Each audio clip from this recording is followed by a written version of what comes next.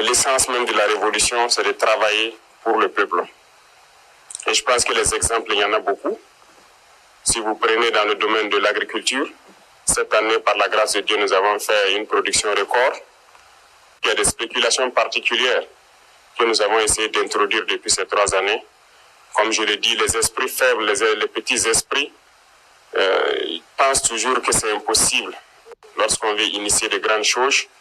Mais il ne faut pas les écouter. Si on devait les écouter, on allait se décourager, on n'allait pas pouvoir se lancer. Parce qu'il y en a aussi qui sont là pour nous décourager dans tout ce que nous faisons. Lorsque vous décidez d'entreprendre quelque chose, ils vont être dans les railleries, les moqueries, pour vous amener à vous démotiver, à ne pas vous lancer. Et je pense que tout un chacun a surmonté cela. Parce que ce que je dis, ce n'est pas seulement au sommet de l'État, mais jusqu'aux citoyens au niveau du village, il y a un sursaut.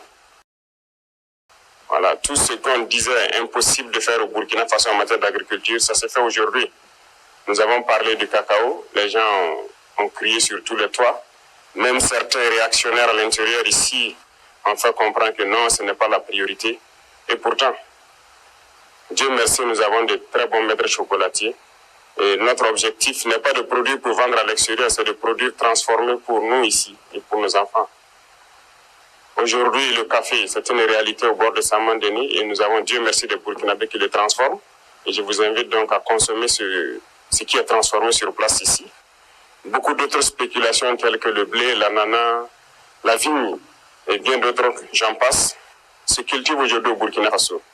Et ça va se transformer ici au Burkina et ça va créer de l'emploi pour le Burkinabé et c'est ce que nous allons consommer. Et donc c'est ce qu'il faut voir dans ce qu'on a pu réaliser et s'armer de courage encore pour l'avenir.